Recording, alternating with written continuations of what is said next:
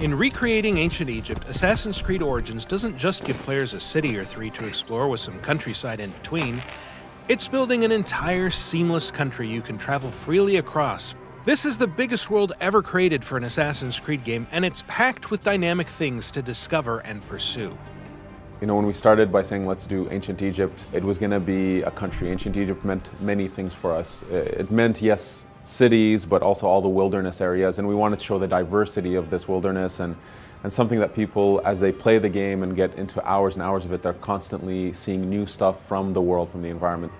The team began with a world around the size of Assassin's Creed 4 Black Flags, with one important difference: it's all land. Well, it's mostly land. No matter where you are, there's a density to the landscape that creates a feeling that there's always some area you haven't explored, something you haven't uncovered. In terms of the granularity of the details, the experiences that you can have, the things you can run into, the NPCs, the animals, the fauna, it's much, much more dense. So this is definitely, in terms of content, the biggest world we've ever built. We wanted the exploration of the world to really be jaw-dropping. We wanted people to be lost in this world for hours and hours, so the game is quite huge. The world is massive. Egypt, even in the game setting of 49 BCE, was never an undifferentiated landscape of deserts, pyramids, and snazzy headgear. It was huge and cosmopolitan, a hub of trade, agriculture, and craftsmanship. From Alexandria to Memphis, Egypt was a place of geographical contrast and cultural diversity, and recreating the entire country as a single open world is one of Assassin's Creed Origins' greatest achievements.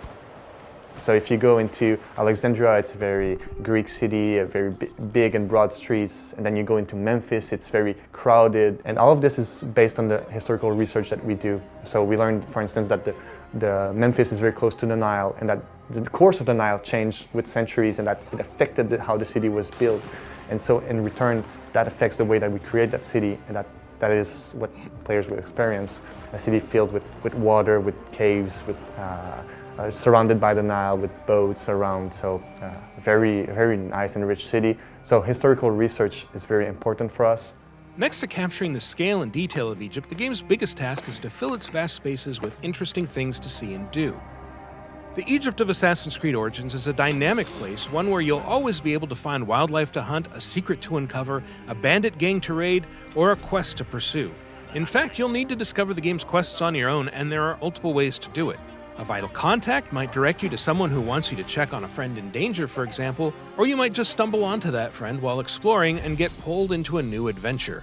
You can even leave a quest at any time, pursue other tasks, and then pick up again from where you left off. There's tombs and temples to explore, there's puzzles in the world, left by the ancient people. There's a lot of really cool activities to do in the world. There's a huge density there. Assassin's Creed Origins is set during the reign of Cleopatra, an extremely tumultuous and pivotal era for Egypt, and one that fits in well with the series' preference for periods of conflict, upheaval, and massive societal change. The game takes place during her ascension to the throne. During this time period, her father, Ptolemy XII, had passed away, and so he left the country into the hands of Cleopatra and her brother, Ptolemy XIII, who's the boy king. And right away there was conflict and strife and a civil war between the two, and Cleopatra gets exiled. And so we catch up to her in our context when she's exiled, and so she's on her way to reclaiming her throne. Pretty much everyone in Cleopatra's family has been assassinating each other's, so that creates this unique set that's tremendous to create a story and to go around all of this plot. Ptolemy XIII appears to have the full support of a masked secret society calling itself the Order of the Ancients, and since history tells us the Boy King's power grab was orchestrated mostly by his advisors, it's likely the masked men are behind the civil war itself. The Order of the Ancients are trying to control Ptolemy XIII. They believe that he's younger and weak and that they could manipulate him easily. However, they're a secret society, and they will always be in Bayek's path, and so you will have to make your way through that. In any case, Cleopatra would soon have a powerful ally of her own. And at this point, we have Caesar, who shows up at some point chasing after another Roman, Pompey. Pompey came to Egypt in order to be protected, thinking that they had an alliance. But Ptolemy, knowing that Caesar was coming, he decides to assassinate Pompey as a gift to Caesar. which only infuriates Caesar, saying that he was my enemy, but he was also Roman. You cannot kill a Roman like that. And so this pushes him to ally with Cleopatra.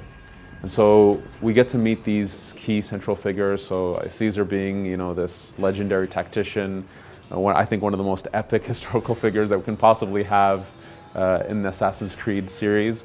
We wanted our players to experience it sort of as if, for Bayek, these are also at some point gods. Cleopatra, Ptolemy, they're considered to be gods in this world. And as he meets them and he's almost, in awe of who they are, as soon as he meets them and he realizes these are human beings with their own flaws and weaknesses and strengths, and he connects with some, doesn't connect with others. And this is, we want it to be a reflection of how, hopefully our players can also envision these kind of people. Have them boiled to death inside a bronze bull. Goddess, no. They were coerced. Bayek's quest isn't just about exploring ancient Egypt or defying the Ptolemies, or even fighting the masked agents of the Order of the Ancients. It's about finding a new place in a world whose changing traditions have made him obsolete, and it's a quest that will lead, eventually, to the founding of what we now know as the Assassin Brotherhood. From the start, we know that assassins are fictive characters, so it's all right. We acknowledge that this is not a documentary, even if we're based off history, even if history is our playground and we like to play with it. So Bayek, within that environment, even though he's fictive and he interacts with real people, we try to make it believable. That really roots him into the realm of Egypt. Assassin's Creed Origins is coming October 27th for Xbox One, PlayStation 4, and PC.